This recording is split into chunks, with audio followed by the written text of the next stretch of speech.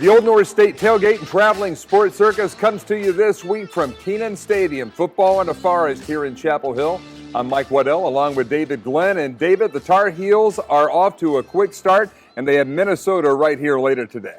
Yeah, Mike, it's going to be a great test for the Tar Heels. A couple years ago, Minnesota was one of the best defensive teams in the nation, and they're good again this year. They're well coached under P.J. Fleck. Their first two games were against lesser opponents, but they gave up fewer than 10 points per game. So whereas you saw it, the Heels beat South Carolina, and we were there with this tailgate largely because of the Heels' defense, which surprised a lot of people. Fast forward to the next week, the Heels beat App State for a lot of reasons, but I'd say it was largely the Heels' running game. Offensive line, and Amarian Hampton with an incredible running performance from the tailback spot. I think it's going to require a all-hands-on-deck performance from the Tar Heels. They are right here at Keenan Stadium. I think they're better than this year's Minnesota Golden Gophers. There's actually a bunch of ACC Big Ten matchups this weekend. And ACC fans can be proud that this league is actually 3-1 against the mighty SEC head-to-head so far this season. That does not happen very often in my 30-plus years covering this league. So it's just a subset, of course, Heels-Gophers of this big, it's almost like the basketball ACC Big Ten Challenge. It just kind of fell that way on the schedule this week. But I think the Heels are the better team. They're just going to need all three phases of the game to beat the Gophers after we saw that close call against the Mountaineers. Looking back to week 2 here in the college football season, the games pretty much went as you would expect them to go. Wake Forest continues their early season onslaught. They get the win over the SEC, over Vanderbilt, and that one really wasn't much of a game. It wasn't, but it's still a step forward because you and I were talking to Dave Clawson earlier this season about his priorities for this year, and one of them that they did not get accomplished in week 1 against Elon of the FCS was finding the running game.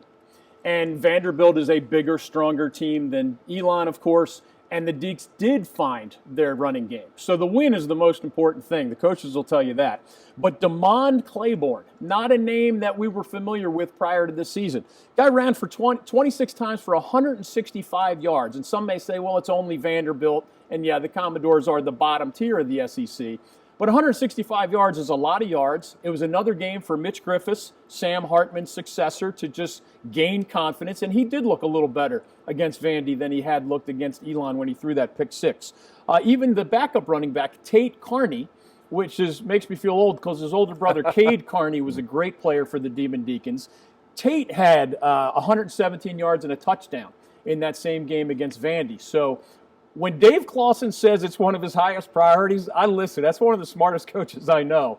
The Deacs took a big step forward in a game, you're right, they were expected to win, but the details of that win, I think, are what kept Dave Clawson smiling after that game. Wake Forest continues to roll on. North Carolina State had a big game, Carter Finley Stadium, where we filmed to you last week, and it was an awful weather day. Not like the beautiful weather that you see right here, but it was an awful weather day at NC State last weekend, and after that 1 hour and 45-minute delay, the Wolfpack came out, but the Fighting Irish of Notre Dame immediately strike an 80-yard touchdown, and they do not look back.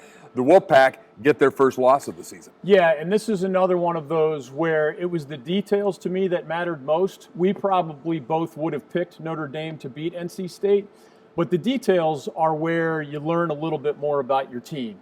I was glad, number one, that people were safe on Lightning Weekend, which disrupted not only this game we're talking about, but all over ACC country and all over the Mid-Atlantic in particular.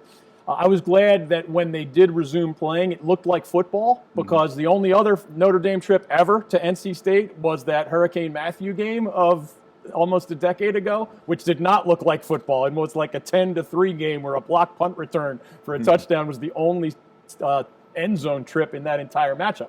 This was more football, and I think the bottom line, and this is not really a criticism of the Wolfpack as much as an observation about something all of our in-state teams are dealing with. Notre Dame's a legitimate top 10 team. They have future pros on the offensive line and at running back and on defense. And even though we have described, even with Dave Doran's help as a guest on our various platforms, the Wolfpack is a hands-in-the-dirt, trench fighter type culture under Dave Doran over this last decade. They essentially got beat at what they claim to do best. In other words, when Notre Dame had the ball, the Irish's offensive line mostly dominated the Wolfpack's front seven. That doesn't happen often. Flip it, when the Wolfpack had the ball, the Wolfpack's offensive line mostly got dominated by the Notre Dame front seven. State can lose a game now and then, but it's rare that they lose in the trenches on both sides of the ball. And when you see a final score like 45-24, and the Pack, frankly, couldn't stop the run. Estime of Notre Dame had more than 100 yards, and the Pack couldn't run the ball. I mean, I know it's modern-day college football, air raid, throw it all around. If you can't run it and you can't stop the run, you're going to lose 9 times out of 10.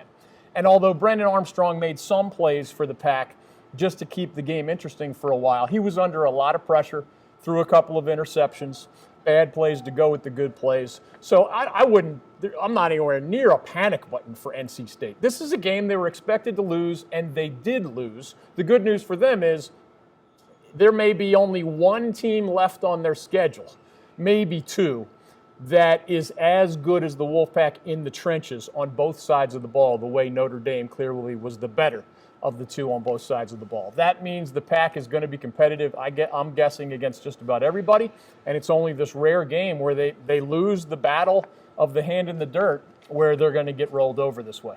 Dave talks about the panic button not being applicable at North Carolina State. Perhaps it could be down in Greenville, and we will see East Carolina on the road in Boone in front of what could be the largest crowd in the history of Kidd Brewer Stadium later today when the Pirates and the Mountaineers do battle on the ESPN family of networks at 3:30 today. And Mike Houston, earlier in the week on your show, was talking about just that. He said that if people are going to push the panic button right now, it's more of an indication of the fans than the players, but it's tough to look at 0-3 right now.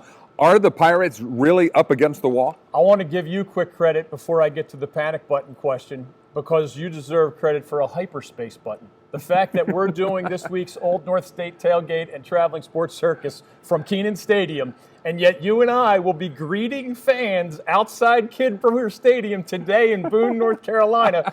Man, that time travel stuff is pretty impressive. Boom. So I look forward to, we always love meeting viewers and listeners and readers in person, and the Tailgate Tour is one thing that allows us to do that. So please do come see us. If you're listening or watching this morning, please come see us next to Kidd Brewer Stadium. We're right there by the Rock, and we'd love to say hello and talk some football. To your question, which is a valid one, and that went viral in Pirate Nation if you didn't notice. Credit to you for posting that little short clip of Mike Houston on our platforms saying, hey, if they're reaching for the panic button, that says more about them than it does about us. Those are fighting words. A lot of fans don't receive that well. You know me, I'm originally from Philadelphia. I have pretty thick skin, so I'm not going to be offended by that kind of back and forth.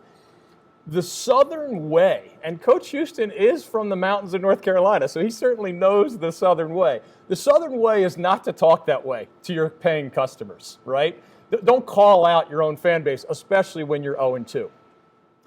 I'm not at the panic button stage yet, in part because I saw the Pirates lead a pretty good Marshall team in the fourth quarter. If anybody just looked at the final score, which was 30-13, 31-13 Marshall, it was 13-10 Pirates in the fourth quarter. So it's not like they were blown off the field. I told you in the preseason that one of the fascinating stories in our state in college football this year, from my perspective, was that Mike Houston, in more than a decade as a head coach at Lenoir-Rhyne, D2, Citadel, which he took to the top 15 of the FCS ranks. That is not easy. James Madison, where he won a national championship at the FCS level. ECU, where he's gotten back-to-back bowl invitations after a couple of building years. He's never taken a massive step back. There have been kind of plateau seasons, but never like a big step back. Well, if you won 8 games last year and you don't make a bowl game this year, that would be a big step back. So that's, I think, the red flag that Pirate Nation has in the back of its mind.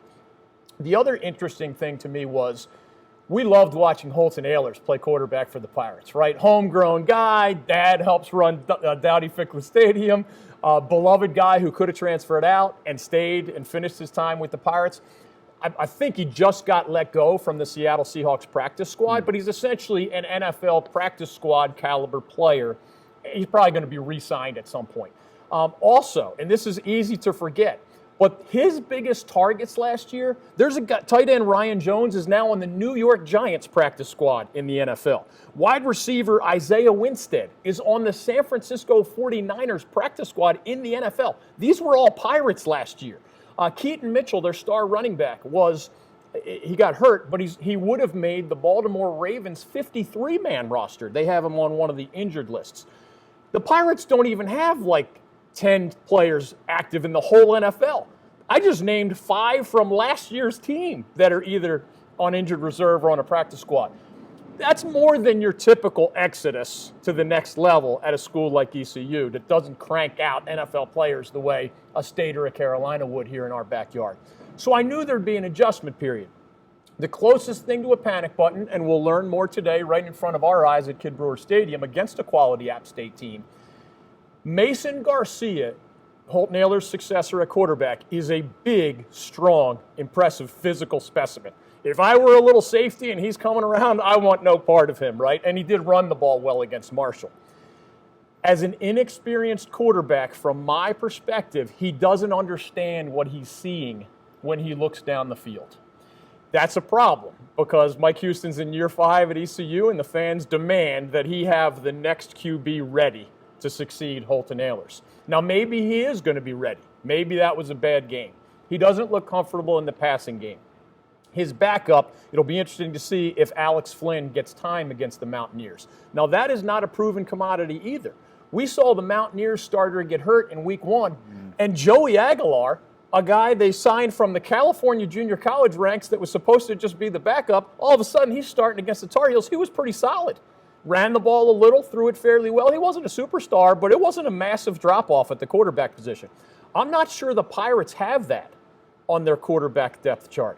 And you know, you've been around this game as long as I. If you are problematic at the quarterback position, you can be good in a lot of other areas and still have a rough season. We'll see how the quarterback derby plays out on the ECU sideline against App State. 0-3 would obviously have more of Pirate Nation reaching for that panic button. At least for now, I would pause before I would hit that same button myself. We're going to talk more about the Appalachian State-East Carolina game coming up later in today's edition of the Old North State Tailgate. We did have a couple of Week 2 wins for Durham-based schools. Duke gets the anticipated win over Lafayette of the Patriot League. And then it was North Carolina Central in the game we were at last week in Greensboro, the Aggie Eagle Classic. North Carolina Central and their head coach Trey Oliver come through with the big resounding rivalry win over the Aggies. And then later on today, they're playing at the Rose Bowl. That is so awesome for an experience for anybody to be able to play there. I was talking to Jimmy Collins earlier this week. You'd think after 40 years in football that maybe once he had been to the Rose Bowl, but he's never been. It's one of those, bucket list type things. But today, the Aggies will not be in Pasadena, but it will be the Eagles in Let me edit that. But today it will be the Eagles in Pasadena at the Rose Bowl, and they took a little earlier trip out to the left coast. They went out on Thursday, so they're going to be well acclimated and hopefully put on a big show. Yeah, Mike, you're going to have to harness me on this one because I want to push till later as we look at Week 3, my thoughts on that game. But let me look backward, which is where you started this conversation on the Eagles of NC Central. Number one, special thanks to all of those who came to see us in Greensboro next to Truist Stadium, A&T's home field. We had a lot of fun. At any moment, you're allowed to brag about my ability to throw a football into a small square net from 20 yards away, which happens, remember, 20 yards equals 60 feet. You know what a baseball pitcher throws from? 60 feet, 6 Phillies, inches. they're trying to, sign you. It could be coming. We had a lot of fun with that. And could be the quarterback of the Jets. I shocked some young people with my ability to throw the ball from 20 yards into a net. But putting that aside, Central against A&T is historically dominated by the Aggies of A&T.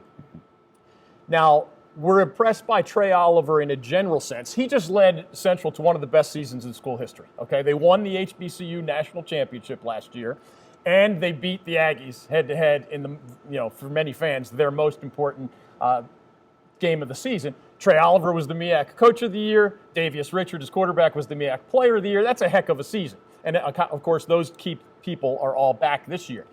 So I want to give Trey Oliver, who's been there 5 years now, but remember, one of those years was the weird COVID year that there was no season. Historically, the Aggies have had the better of this rivalry. And recently, the Aggies won 4 in a row. And Mike, 2 of those scores were 54-0 and 45-0, both in favor of A&T. And I don't mean the distant future. I'm talking about the last half a dozen or so years, okay?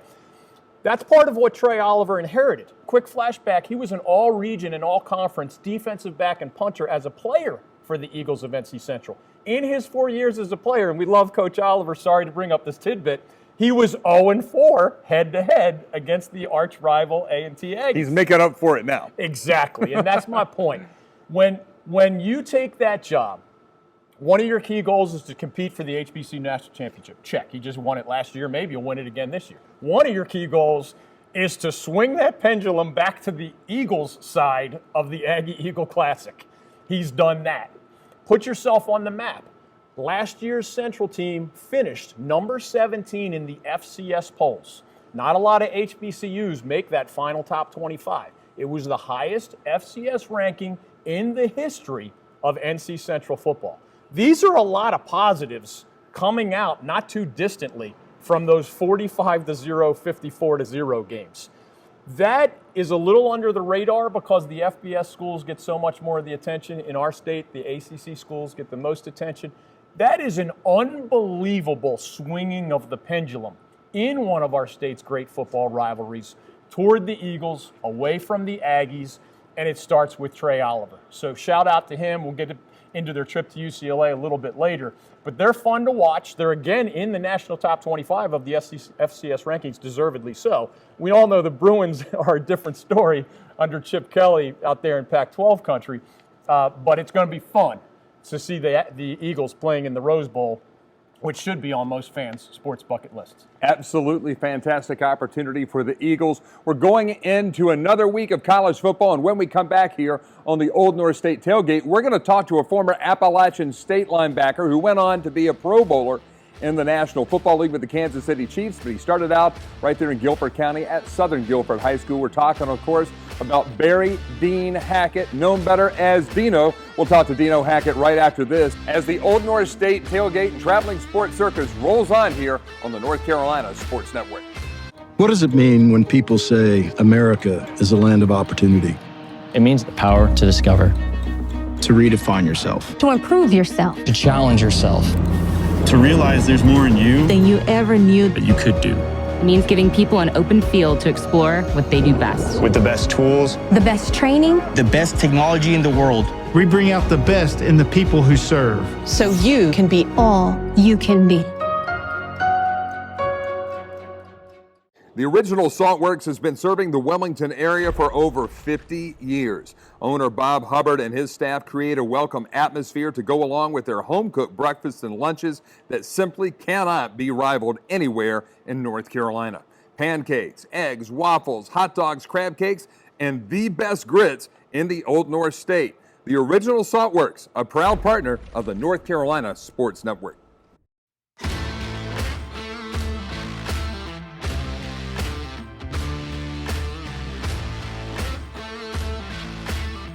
You are looking at Keenan Stadium, football in a forest on the campus of the University of North Carolina at Chapel Hill, where later on today it'll be the Tar Heels and the Golden Gophers of Minnesota, the ACC against the Big Ten at 3:30 in that game on the ESPN Family of Network. Time now to talk about our Old North State Tailgate MVP of the Week. It's brought to you by Sport Clips, and Sport Clips is like no other place you've ever gotten your hair cut.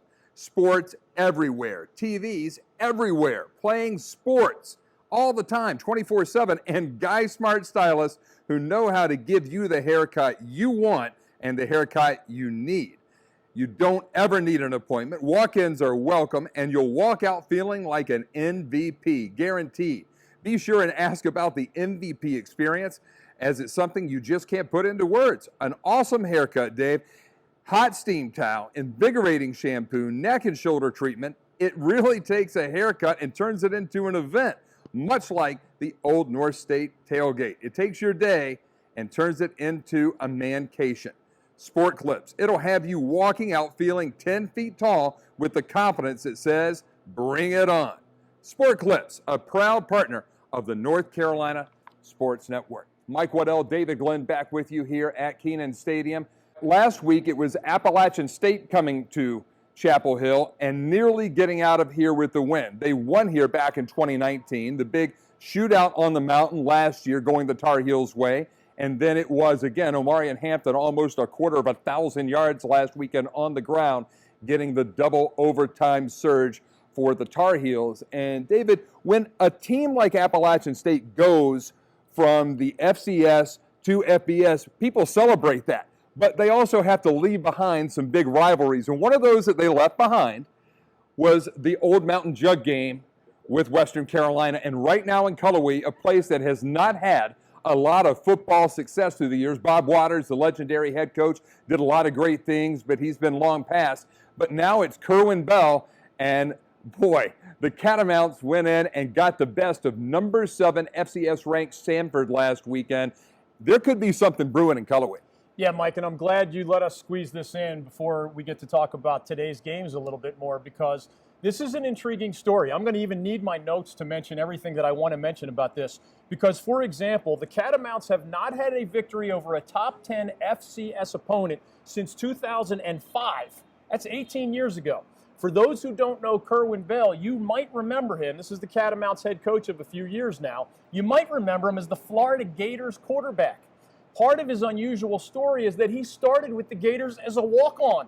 By the time he was done at Florida as a player, he was a team captain, he was an SEC conference champion, and oh, by the way, he was the SEC player of the year after starting as a walk-on. So if that's all that you remembered about the guy's legacy, that's a heck of a story for anybody. But he has moved on as a coach. A handful of years ago, he was at Valdosta State of the Division II ranks. Not only did they go 14-0 in his final season there, and they won the Division II National Championship, they averaged more than 50 points per game in that 14-0 season. Obviously, that put him on the radar as an offensive guru. He was hired at South Florida briefly. That whole Charlie Strong staff got fired. And then actually Kerwin Bell was out of football during that crazy COVID year of 2020. So Western Carolina, which, as you said, has not been great often. One crazy fact. Since 1994, the Catamounts have had back-to-back winning seasons only one time. And oh, by the way, Kerwin Bell had a winning season last year. So if the Catamounts are a winning season again this year, he would put his name next to Mark Spear, the only guy of significant success in, let's call it, 3 decades at Western Carolina in football. So last year was a step forward for the Catamounts. And that win over number 7 Samford, which is not only top 10 in the preseason polls, but was the co-favorite in the Southern Conference with Furman to win the league this year. I know we're only 2 games in, but that's as big a win at the FCS level as anyone in our state has had. So moving forward, we'll see if they can sustain this. But the Catamounts have never won the Southern Conference football title. They've been in that league since the 1970s. So I'm just painting the picture of a difficult place to win, with all due respect. Kerwin Bell is an interesting personality. He is a fun-to-watch offensive guru. And his own recruits, now that this is his 3rd year, are starting to pay dividends. So he does have some juniors and seniors left behind by his predecessor. But 3 of the biggest stars in that upset of Samford where Cole Gonzalez is quarterback, has 29 of 35 passing for 262 yards and 2 touchdowns, and he ran 13 times for a career-high 68 yards. He's a sophomore, so that's a Kerwin Bell signee at his own position, quarterback. Sophomore running back, Desmond Reed, 27 rushing attempts for 170 yards and a TD. Sophomore wide receiver, who's also a return man, A.J. Colombo, 5 receptions for 79 yards and a TD. Why do I mention these things? 2 of those 3 young guys are from the state of Florida. Mm-hmm. Where was Kerwin Bell born? Florida. Where was he raised? Florida. Where did he play? Where did he play? Gatorland, right? The swamp. Where has he coached at times, including that assistant stint at South Florida? The state of Florida. What are the most famous high school football states in the country? You could argue about the order, but they're California, Texas, and Florida, in whatever order you want to put them. So is it easy to get Florida-based recruits all the way up in Cullowhee, North Carolina? Probably not, but I counted more than 40. You only have 85 scholarship players, Mike. And when you add walk-ons, it's obviously it's a little over 100, but 43, I think, if I counted correctly, 43 of the Catamounts players this year are from Florida, the Florida high school ranks. I don't mean they were born there. I mean they were playing their high school ball in that state, several states to our south, and lots of miles to our south. Kerwin Bell has something cooking in Cullowhee. I don't know exactly what it is, but that big win over Sanford said a lot, and they are on my radar and our radar at the North Carolina Sports Network the rest of the season. It is an exciting time in Cullowhee, exciting time in Boiling Springs, where Trey Lamb has Gardner Webb going really well, and those are two of the many FCS talented programs here in the state of North Carolina. As we mentioned, once upon a time, Appalachian State was an FCS program, and once upon a time, the head coach right here at UNC, Mac Brown, was the head coach in Boone, only for 1 year. But during that 1 year, he signed a guy out of Southern Guilford High School named Dino Hackett. And Dino Hackett, he made his money for many years in the National Football League with Kansas City and with Seattle as a linebacker, but he came to Boone, as we'll hear a little bit later, as a strong safety, and our own Jimmy Collins was the guy that recruited him out of Southern Guilford High School. So right there it talks about the homegrown talent. Yeah. Kerwin Bell might go to Florida right now, but eventually he's going to have to come home and get some North Carolinians. And a guy like Dino Hackett was one of the guys who helped put Appalachian State football on the modern-day map. For sure, and I'm glad you guys tracked down that interview because it's a good one.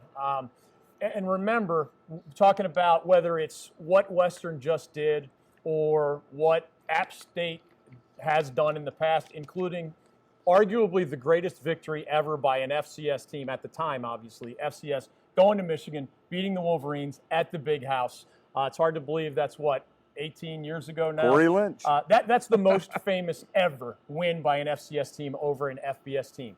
But another quick story, since we're on FCS, before we get back to today's matchups. You basically, you could write the book on that most famous FCS win over an FBS opponent.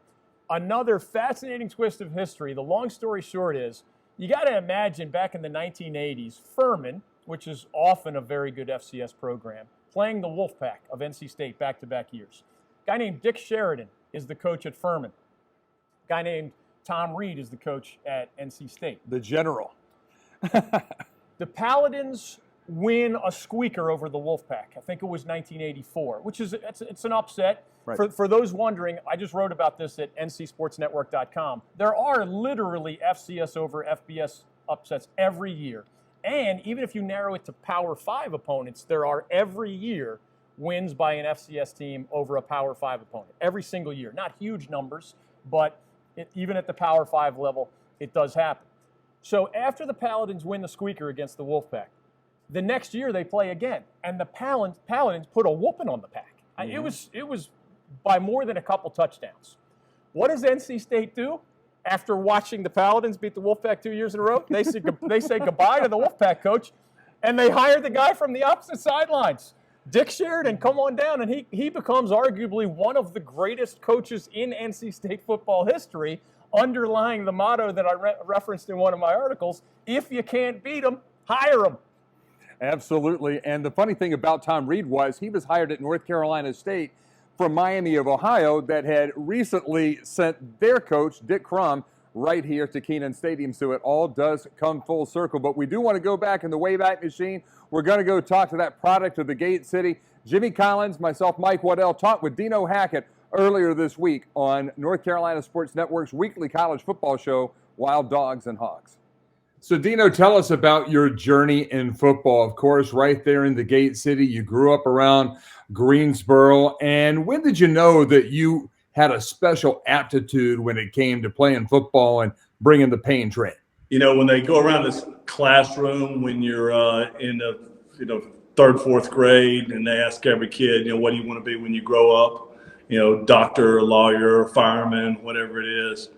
Although I weighed 75 pounds, I said I'm going to be a professional football player. Fortunately, I was able to have a very productive high school career at Southern Guilford, and this guy named Jimmy Collins saw something in a skinny kid from Southern Guilford, and and offered me an opportunity to come play football at Appalachian State. Jimmy, what did you see in old Dino that made you think that he'd be a standout Mountaineer? I saw a tall, skinny young man that would run and could run, chase you down, and tried to hit you really, really hard. Also, he was a pretty darn good basketball player, weren't you, my friend? I think multiple sports equate to good athletic ability. So there were a lot of factors that convinced me that this guy would end up being a player. He actually played at strong safety for me his freshman year. Yeah, I remember that freshman year. I came there and y'all left me at home for the Wake Forest game, and then we came back and we played the home game. I didn't play. And I was thinking I was on the scout team into the field, and we had a wide receiver back then, preseason All-American named Alonzo Upshur. Alonzo came across the middle, and I took his head off, and the head coach there at the time took offense to that. And 2 plays later, I think I hit our starting running back, and he told me to get my butt down to the other end and don't come back. I was greeted at the other end by a smiling Coach Collins, and he slapped me on the butt and said, "Good job." And I never went back down to the other end. So they started me on all the special teams that next week. And I think the senior who was starting in front of me ended up getting hurt in the middle of that game. And I finished out the game and finished out the season at strong safety. And then we were finished. Then young Jim Collins was finished after that season. They decided they had enough of us on the mountain at that point in time. Well, you certainly went on to do bigger and better things, Coach. And fortunately, I did too. And we were both very fortunate in our careers, no doubt. We're talking with Dino Hackett, former Appalachian State Mountaineer and Kansas City Chief, also Coach Jim Collins, myself, Mike Waddell. This is Wild Dogs and Hogs. And Dino, the name of this show is Wild Dogs and Hogs, as I just said. And that's a tribute back to the Hogs, the big guys up front that I tend to really think the game revolves around. And then it's Jimmy's Wild Dogs. You know, those linebackers, those headhunters, those guys that really have an aptitude to bring a lot of physicality to the sport. And my question for you is, when you're on the field and you're seeing a guy on the other side that's trying to get past you, what do you conjure up in yourself? How do you mask that emotion to where you're able to just become the force that you were on the football field? First of all, love the name Hogs and Dogs, and love all the dogs that I played with, and had a severe dislike for all the hogs that I played. But when you play that game, especially on the professional level, at every level, you know, you prepare yourself before you go out to. It's going to be a fight. You know, it's a very physical game. The way that I played the game, the way that I think the game should be played. You know, and you go out there against the 300-pound offensive lineman who, you know, his job is to make sure you don't get to the guy that you're trying to get. It's a war, and you better be prepared. So I always had to psych myself up, especially during a long NFL season. You know, you better get right before you step across those lines. And I never really had a problem getting motivated, getting fired up to play a game. And if I did, after the first 2 snaps, I figured out, hey, I didn't come out here with the right mindset, but I'm getting ready to get the right mindset because that guy in front of me is trying to take my head off. What are your best memories, first up, about playing on the mountain where we'll be this weekend for the East Carolina Appalachian State game? At the time, East Carolina was not in the bowl subdivision as they are right now. It was 1AA football, but Appalachian State, throughout the tenure in the 1AA ranks, was really known as being one of the, if not the top football program there was. Well, you know, my memory on the mountain was, you know, we you know, took a program that, you know, had not won a Southern Conference championship. And, you know, my senior year, you know, I saw the players getting better each year. But by my senior year, I think we were picked to finish last in the Southern Conference.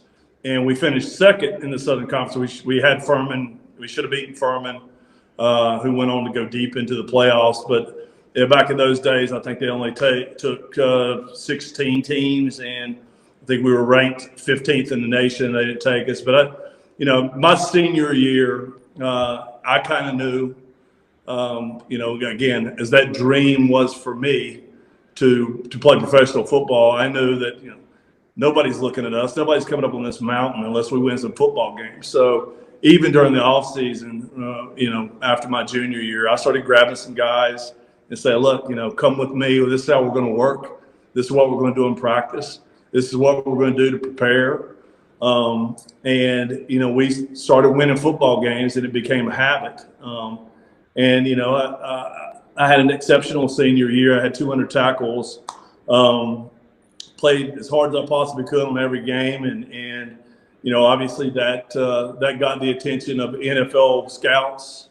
And I went to the combine and ran a 4.48, I think 4.4 something, and did very well on the running portion, the speed portion that they were trying to test me on. And of course, after that, there were 10 teams that came to the mountain and wanted to personally work me out, and I didn't care. You want to work me out, show up that day, work me out. I think I worked out for about 10 teams after that combine performance. And Chiefs were the, always at the top there, trying to, telling me that they were going to draft me early. Actually had me on the phone. They had the number 7 pick in the nation that year. Had me on the phone then. I wasn't smart enough to say I just got off the phone with the Tampa Bay Bucks or the Jets or somebody. So they said, we'll see. And they called me back in the second round, the 35th pick in the nation. And I went to a place that needed an inside linebacker. Started me day one at training camp. The the defensive coordinator comes in and says, here's our depth chart. And, I'm the starting guy from day one, which gave me a ton of confidence, led the team in tackles that year, pretty much every year that I played after that. Dino, you've got to be one of the world's experts when it comes to barbecue, matching that high country North Carolina, central North Carolina, eastern North Carolina, and Kansas City all into one. So give us the Dino Hackett guide to barbecue and what's the best and what is not the best. Well, I know what he better say. I can tell you that, being from Greensboro. Exactly. Coach knows where I'm going with that one, and it is Eastern barbecue to me. I go out to Kansas City. Oh, the barbecue is great. The barbecue is great. I didn't think so much. A lot of tomato-y base, not the vinegar base that we're used to, but Stamey's barbecue in Greensboro, North Carolina is pretty darn solid. And of course, there are some places in Lexington that get there too. But yeah, I was not impressed with, but one of the former players out there, Buck Buchanan, had a great place that all the players went to, and of course there were some good spreads out there as well. And love me some barbecue sandwiches. Dino, any last thoughts here? I definitely want to ask you, what are you up to now? Because it seems like you've gone from being a football tycoon to being kind of a construction and development tycoon. I mean, you put up over $30 million a year in terms of real estate development right here at home in North Carolina. Well, thank you. Guys, I've been super blessed. I came out of the league and kind of spun my tires for a little bit, trying to figure out what I was going to do. And, never really thought I'd have a passion for building things, but, you find you have a passion to see something from, going and buying a piece of land, getting it rezoned, and building it from the ground up and seeing it produce for your family and knowing how many folks that you employ that count on you. I'd just like to say, whether you're in the Yosef Club, the Rams Club, Wolfpack Club, Blue Devil Club, whatever it is, getting that scholarship at Appalachian State changed my life. the things that I've been able to do for my family, by the result of those relationships that I had there and that opportunity that I got there, really changed my life and wouldn't be the same guy without it. So it's very important that, those folks who, give those monies to athletics and scholarships, that's life changing, so, the faith, family, football, those are good investments for this country and for our world. And it certainly wouldn't be where I'm at right now had I not had that opportunity.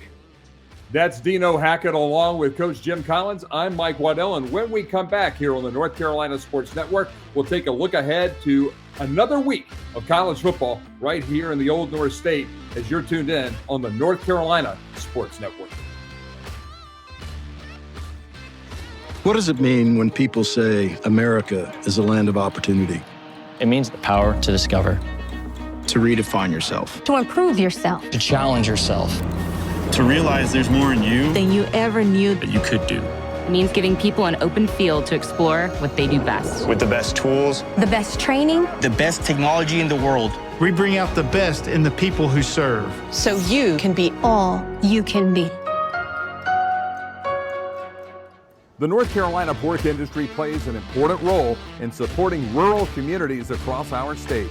The pork industry contributes more than $10 billion a year to North Carolina's economy and supports more than 44,000 jobs, primarily in rural, small communities across eastern North Carolina. Learn more at ncpork.org. The North Carolina Pork Council, the foundational partner for the North Carolina Sports Network.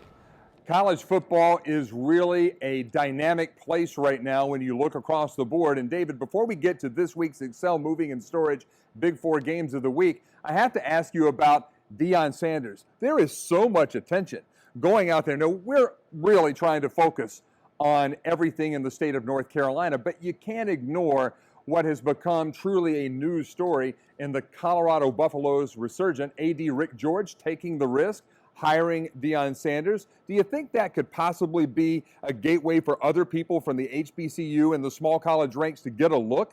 Because it really does seem to be all about relating to your kids more than anything else right now. It could happen. There was that question in college basketball for a long time where in my original hometown of Philadelphia, John Chaney of Temple had been that rare guy to make the jump in a successful way from HBCU to one of the bigger Division I programs.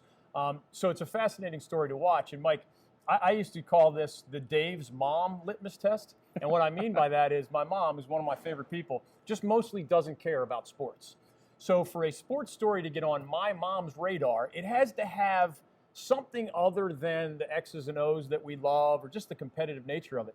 So think about the Colorado story now. You have a like my mom knows who Deion Sanders is. So that's like one layer of the media lasagna. There was not an issue right there, but let's do the Dave's mom litmus test. We'll pick it up. You want to start over again? No, I think I got it. So let's start with layer one of the lasagna. Deion Sanders is a super famous guy. My mom knows who Deion Sanders is for a lot of different reasons. That's one layer of what I call the media lasagna. How do you get attention? A lot of different ways, but famous head coach is one of those ways. Winning unexpectedly is one of the layers to that media lasagna. If Georgia does it, it's expected. If Michigan's 2-0, it's expected, right? If Colorado is 2-0 in interesting style and goes to TCU and beats a top 25 opponent, all right, that's another layer of the lasagna. You have one of Deion Sanders' own children as a star player.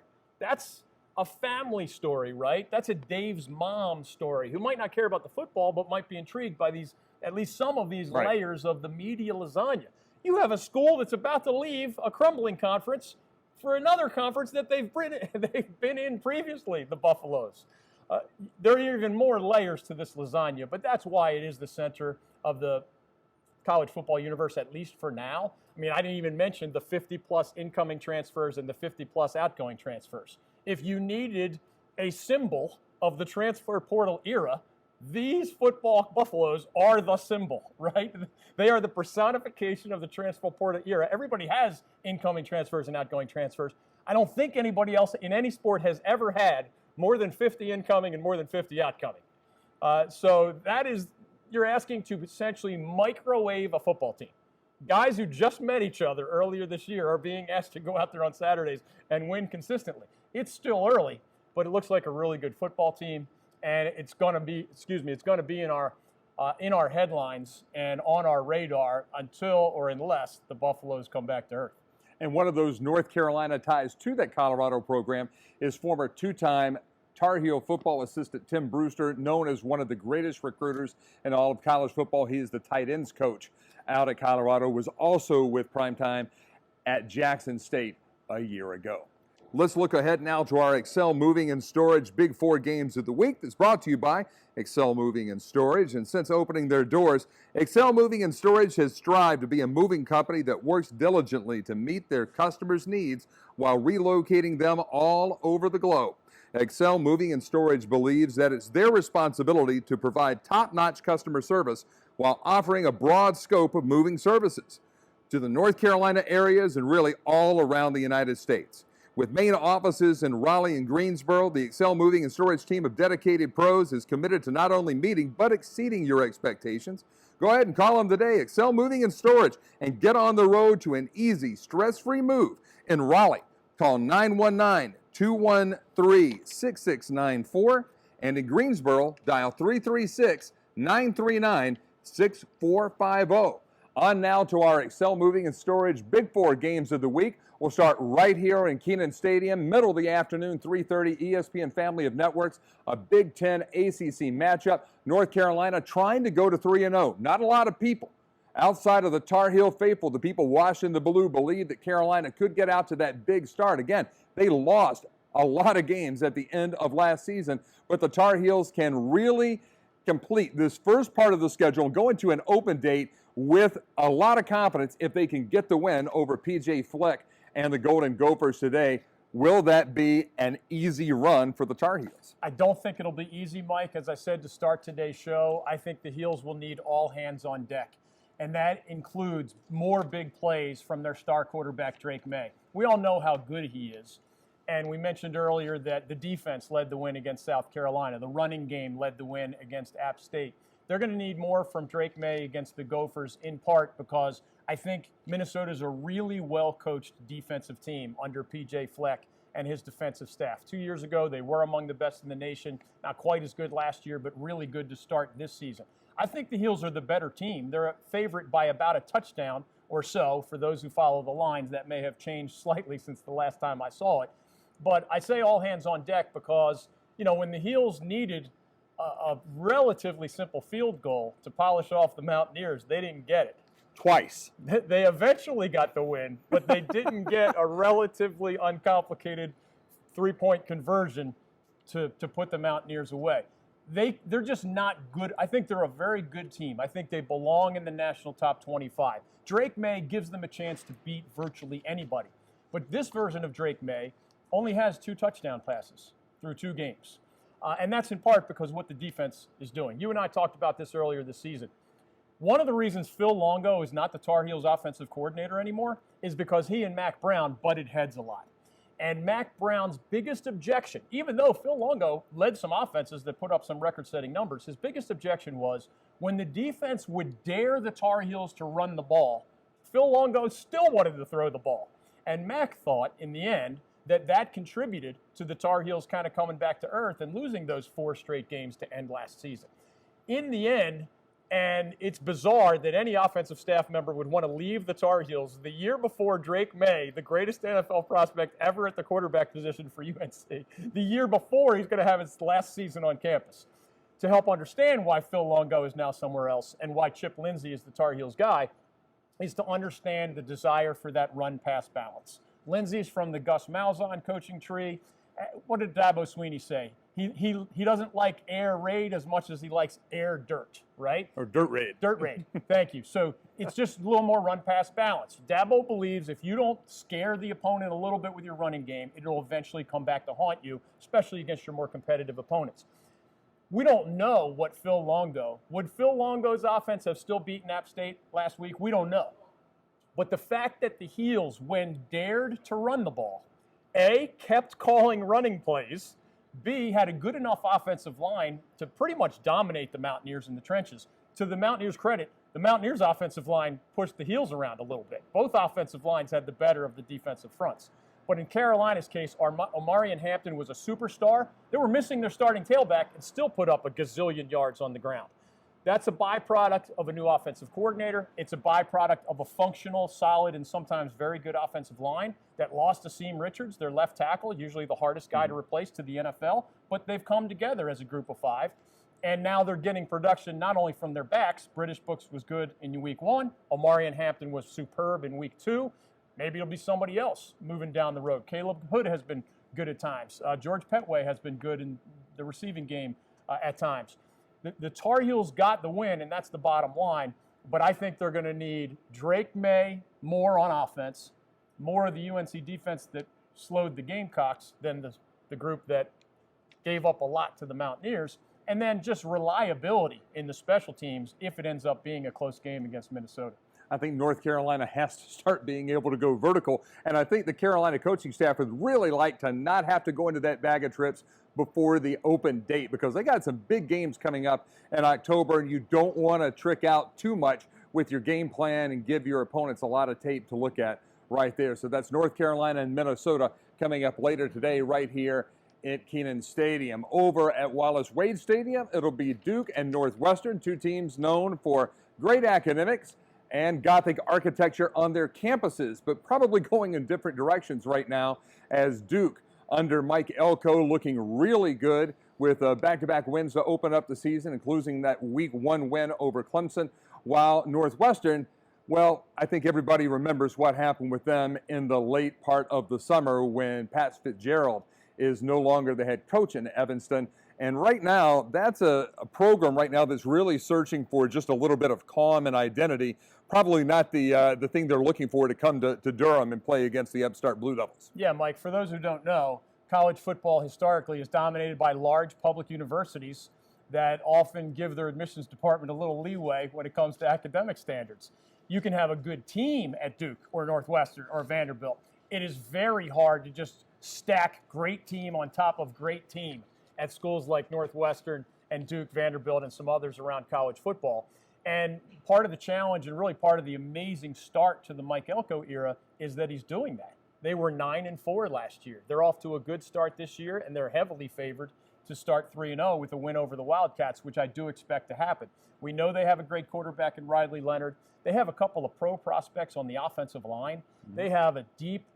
They may not have as many superstars at running back and wide receiver, but they have guys they rely on in both of those areas.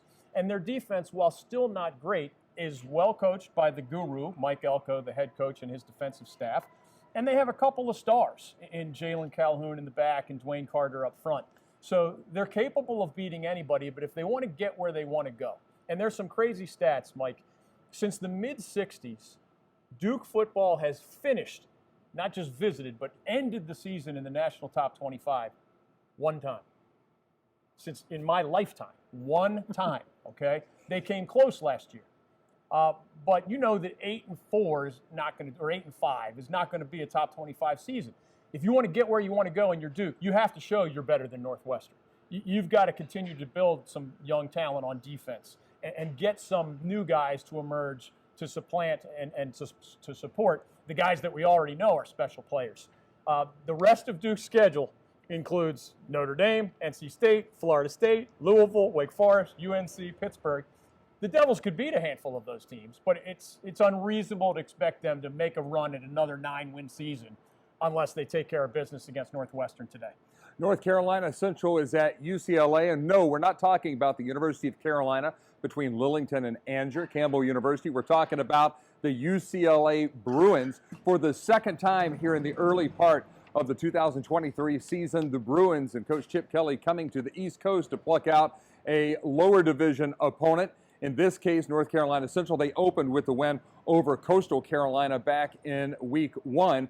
And for the Eagles, is this a game that they look to just go out there and show up, or do they look to show out? I mean, this is their golden opportunity. And UCLA, it's a trap game for them. And they might not be ready for somebody to come in and play with the swagger and the confidence that the Eagles are playing with right now. A year ago, the Eagles and Trey Oliver did not start out hot. They got destroyed by Mike Mentor and the Campbell Fighting Camels early in the season, but they rebounded to win that Celebration Bowl over Jackson State and win the HBCU National Championship.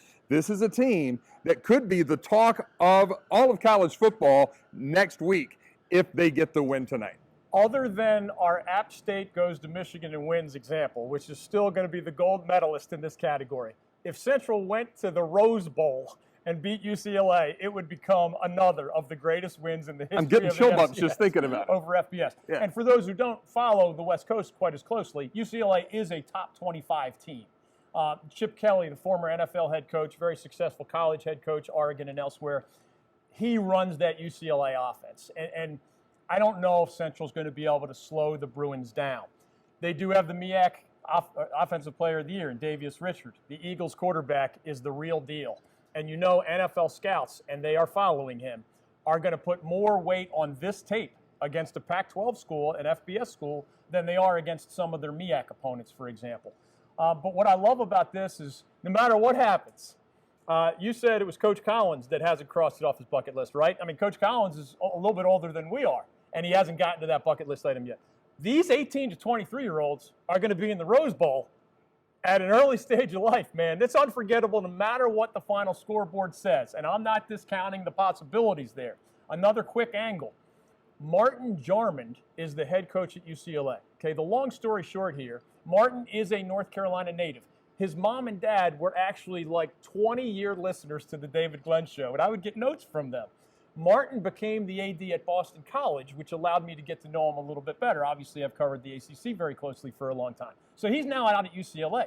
He was part of, you don't go out of your way at UCLA to schedule any HBCU, much less one that's located, 3,000 miles away? So Martin Jarmond, who is an African-American man, wanted to revisit his home state in a sense, throw a bone.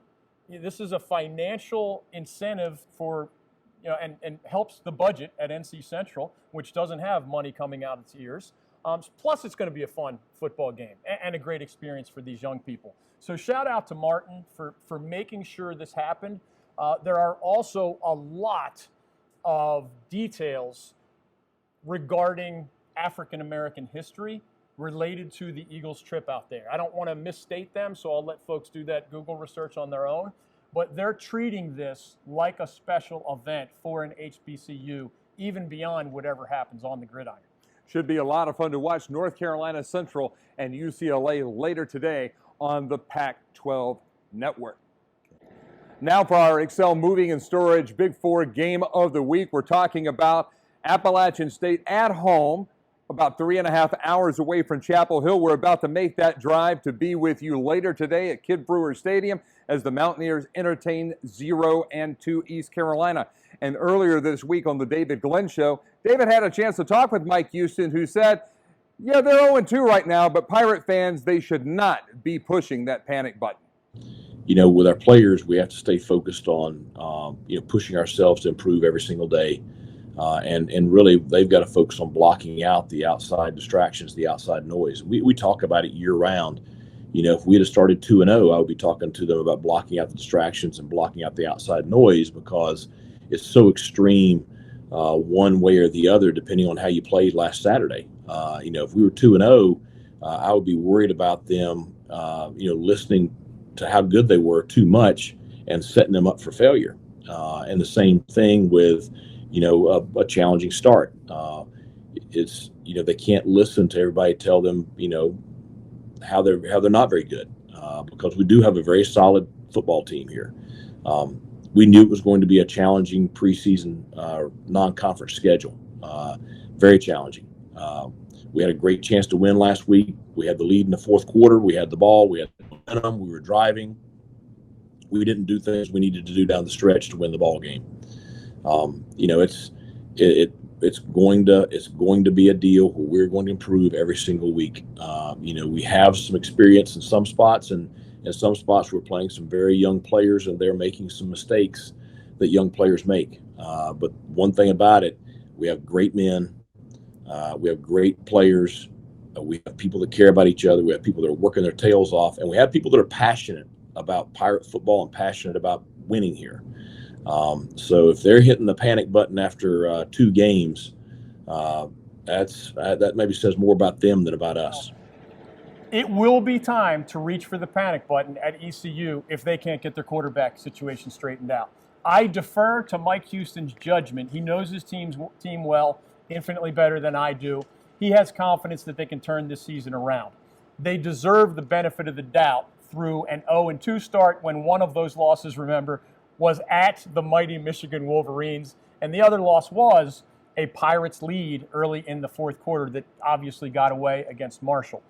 If you don't start to figure out quarterback, that is going to become a hard-to-manage situation in Greenville, because Mike Houston is not the first or second-year coach. When he was and had losing records in Greenville to start his ECU tenure, the fans mostly gave him the benefit of the doubt because they knew he inherited something very difficult from Scotty Montgomery. When you're in year 5, you're not supposed to have a crisis. You're supposed to at least maintain your bowl status, if not build on it. So no panic button for me yet, but we're going to learn more about the Pirates in general as an underdog at App State, and we're going to learn a lot more about the Pirates quarterback situation, whether it is more of Mason Garcia or whether it's Alex Flynn or even somebody else that Mike Houston may have in his bag of tricks. Well, since 1998, they've been calling Kid Brewer Stadium the Rock, and just like Alcatraz was a demonic prison for inmates out in the Golden State many moons ago, Kid Brewer Stadium could be a pretty unwelcoming place for the Pirates later on today. Earlier this month, David had a chance to talk with Appalachian State head coach and former Mountaineer lineman Shawn Clark, and he said that they expect big crowds every week at the Rock, and today it could be the biggest ever.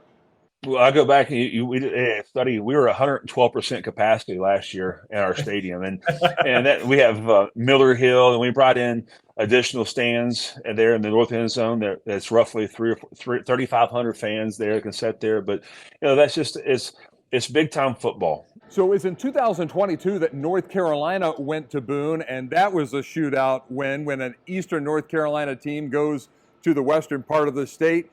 It could be Mountaineer revenge time today. They might finally get that win, but I have a feeling you're going to see this one decided, as we've talked about throughout this broadcast, in the trenches. This is where the big guys on the offensive line and defensive line, 2 groups that Mike Houston and Shawn Clark know a lot about, that they could be the ones that decide this game in Kid Brewer Stadium. Well, I love this atmosphere for starters. App State is at home. App State is the more confident team. App State has a little bit more momentum. They just went to a top 25 team on the road and came darn close to beating these Tar Heels right behind us at Kenan Stadium, whereas ECU just can't feel that mojo. You can't generate in the locker room or as a head coach, you can't generate confidence. It has to be earned. And whether it's getting demolished by Michigan, no surprise, nobody should be panicking about that, but letting the game get away against Marshall and really being dysfunctional offensively, that's the area that I'll be watching most closely. You're absolutely right to start in the trenches. It explains still a lot of college football and who wins and who loses. But beyond that, let's pretend that it's relatively even in the trenches.